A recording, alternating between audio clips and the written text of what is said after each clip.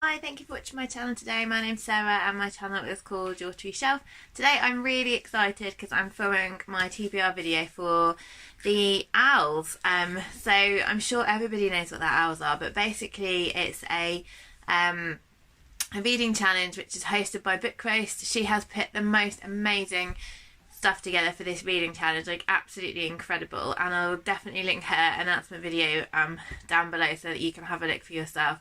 But it's basically a Harry Potter themed challenge. The owls and Harry Potter are like the GCSEs in England, and so you do the owls, which are the GCSEs about now, and then you do the newts, which are like A-levels later in the year. And so there's a careers guide which she's put together of all the different careers that you can do in Harry Potter, and she's put down like all of the owls and the newts that you would need for each career. Not only are there careers, there are also some courses that you can take as extras as well. And then for each owl, there's a prompt that you have to fulfill. So what I've done is, I printed out the list of all of the owls and what you have to read for them, so I could make my TBR. I then made this, which is all of the owls and then what I wanted to read for them. And then I went through and made a list of potential careers. So the ones that appealed to me most is herbologist, trader of magical tomes, which is basically kind of like a librarian, but you also get reading days where you just get to be in the library reading. Healer, which obviously kind of corresponds to what I do now, and that's sort of like a doctor in Hogwarts. And alchemist. So alchemist is like the one where you have to read every single book in the whole challenge. So I doubt I'll be able to do that, but if ever I see a challenge, I kind of feel like I want to meet it. And alchemist is sort of like really appeals to me like as a career in Harry Potter. So if you have a look in the careers guide, it will tell you what all of a bit more detail about all the careers. They're the kind of 4 careers I'm thinking of. So I'm going to aim for herbology first because that's only got 3 owls, and then I'm going to read as many of them as I can. And then I'd also quite like to do animagus training. So an animagus is somebody who can turn into an animal. So you need an extra 3 owls to do that. So basically what I ended up doing was making a TBR for every single owl, and then it took ages. Like I got out every single book I had for each category, some of which were like 10 or 12, and then my daughter helped me choose which one out of the list that I was going to read. So she sort of picked the final TBR. So, right, let's crack on. So, the first one, Ancient Runes, is a book with a heart on the cover or in the title. So for that one got chosen because of the title, and Faye thought it was a really funny title, so that's what she chose. She chose this one because the tree is in the shape of a heart, and it's called How to Fall in Love with a Man Who Lives in a Bush. So it's a fictionalised account of real events about a lady called Julia who is in Vienna, and she comes across a man sitting next to her on a bench who is homeless by the sounds of it, and they end up falling in love and try and overcome the differences between them. So it's supposed to be quite funny and also beautiful. It says it's an international bestseller, so I'm glad that I've got some uplifting stuff, because obviously it's kind of good to read uplifting stuff in current climate. So that's my Ancient Runes one. The next one, Arithmancy, Magical Qualities of Number 2. Read something outside your favourite genre. So I've got quite a few crime thriller books, and I don't really read crime thriller books, but since I've been watching Emma's channel, Drinking by Myself, she reads a lot of crime, and it always makes me be more interested in it now. So I just asked Faye to pick one of the books on my crime shelf, and so she picked this one, which is called Before We Met by Lucie Whitehouse. So this is basically about a perfect marriage with a lady called Hannah, And then it says her marriage is perfect basically until the day that her husband doesn't come home. And then it says, can you ever really know what happened before you met? So that one sounds really, I bet it's going to be pacey. And the tagline is, the most dangerous lies are those closest to home. So I'm looking forward to reading that. And maybe that will then get me reading some more of my crime books. The next one is Astronomy. Night classes. Read the majority of this book when it's dark outside. So what I did for this one is I picked one that I have started a while ago and put it on pause because I can read that one at bedtime. And I'm also reading it for the Reading Women's Challenge. I only just started it, so I don't feel like it's cheating, so I only got a few pages in. And that is The Gender Games by Juno Dawson. So I'm just going to read that one in bed at night time. And what I started I was really enjoying. I just had to put it on pause because I had other things that I was doing for buddy reads and things. So that one I'm also reading for the LGBTQ plus author prompt for the Reading Women Challenge. So that'll be 2 challenges with 1 book. Next is Care of Magical Creatures, Hippogriffs, a creature with a beak on the cover. So I had so many books with birds on the cover. I think that was probably the one that I found hardest to narrow down. And Faye chose this one, which has got a dolphin with a beak, but also some seagulls at the top. And I really like the cover of this one. And this is basically about a father and son. So Martin's the dad and Charlie is the son. And it says that they're in big trouble. They've had to travel from Preston in Lancashire down to Cornwall to try and see a dolphin that visits the harbour. But that's not the only reason they're going. They're going because of a secret, and once it's revealed, there'll be no going back. So I think it's told from the perspective of the little boy. I hope that it's going to be cheerful because how nice the front cover is, but we shall see. It's quite a little book. So that's that one. Then we have Charms, Lumos Maxima, a book with a white cover. Again, I had so many books with white covers. But I've got one which I'm really excited to read because I won this book from the Costa... I won the Costa First Novel Award shortlist from a competition that Lauren Wade did either last year or the year before, and I haven't read it yet. So, and that is called Meet Me at the Museum by Anne Youngson. This is an epistolary novel, and it's about a woman and a man who, for some reason, she writes a letter to him, I can't remember why, and she's not expecting to receive a reply, and he's really touched to receive the letter, and so he writes back, and I think it then turns into a bit of a love story. So he's a lonely museum curator. It doesn't say why she wrote to him in the first place. Yeah, and it says that slowly their correspondence blossoms as they bare their souls to each other with stories of joy, anguish and discovery. And then one of them stops writing all of a sudden and the other one doesn't know what to do. So that sounds really nice. I've always really liked the sound of that one, so it's great to have a reason to read it now. Then we have Defence Against the Dark Arts, Grindylow, book set at the sea or coast. So for that one, I chose, where are we? Oh yeah. This one, so A Summer at Sea by Katie Fforde. Katie Fforde writes contemporary women's fictions with like a romance feel to them.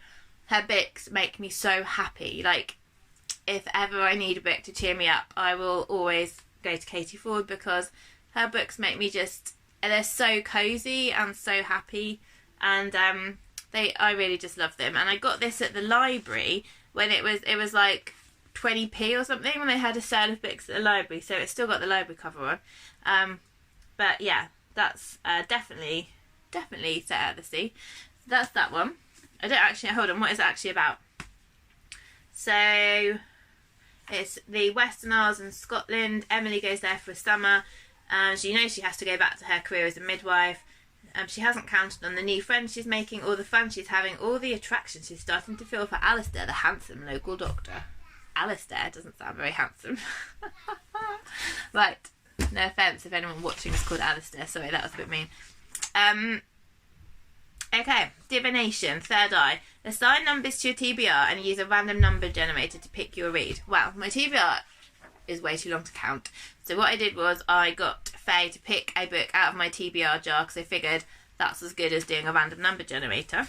And she picked, well, I'm very excited to read, this one. This is The Long Ride Home by Rupert Isaacson. So this is a sequel to The Horse Boy. This one is the first one, which I listened to on audio, and this is the sequel. So basically, it's non-fiction, and this is Rupert Isaacson, and this is his son, Rowan. Here, Rowan has quite severe autism, and in the first book, his parents have tried everything to try and help him and to try and help them with their family life. And it's not working. And so they end up taking him across Mongolia on horseback and visit some Mongolian shamans. And that's the sort of first part of the journey. And this is, I think after they've got home, I don't know how much, so this is a year later, and he started regressing. So then they go to Namibia and Australia's rainforests, and then the America's Navajo reservation. Wow, so that sounds really cool. Yeah, really interesting, and I loved the first one, so I'm looking forward to that. And it's got some photos in as well, so yeah, that's that one. Right, then we have Herbology, Mimbulus Mimbletonia. Title starts with an M. But that one, I chose Marshmallows for Breakfast by Dorothy Comson. So this, again, Dorothy Comson writes two genres. She writes contemporary women's fiction, and she writes thrillers. And this is one of the contemporary women's fiction books. But it does sound like it's got a twist. So it's about a woman who has come back from Australia, and she rents a room off a man who has twins, whose wife, he's separated. And basically the twins really sort of like her, and because she gives them marshmallows for breakfast. And she's trying to keep the family at arm's reach because she's got a secret and she doesn't want the secret to come out, basically. So that does sound like it's got a kind of a thrillery aspect in places. Then we have History of Magic, Witch Hunts, book featuring witches and wizards. So I think this one's going to be okay for this, because I wasn't going to choose this one, but then Faye wanted this one because it's the children's book and she liked the cover. And it's the second one in the Morrigan Crow series. This is Wondersmith, The Calling of Morrigan Crow. So I read the first one in this series last year, or the year before. Oh, I don't know. Really enjoyed it, and this is the second book in the series. It's like kind of a bit like Harry Potter, so I assume there'd be witches or wizards in there. And it's basically, she's like a chosen child, and she's gone to live in this, well, she had to get into this sort of magical world. And now, so it's called the Wonder Society, and now this is the start of her time as a wondersmith. So yeah, that's that one. And then next is Muggle Studies, a book from a perspective of a Muggle contemporary. So what I did was, I don't buy a lot of books that are recent. I tend to buy mostly of my books second hand. But I went to Waterstones for my birthday in October and spent some voucher money. So I thought I'd pick from the books that I got then, because they're my sort of most contemporary books that I've got. And this one I've been so excited to read for ages. And it is Before the Coffee Gets Cold by Toshikazu Kawaguchi. I remember hearing Emma from Drink It By Myself talk about this, and she really, really loved it. And ever since I saw her talk about it, I really wanted to read it. I really like the title and the concept. It's about a cafe where you can time travel, but you have to be in the cafe and you have to get back before your coffee gets cold. So yeah, I'm getting really into Japanese fiction as well. So that's that one. I'm looking forward to that, and I love the cover as well.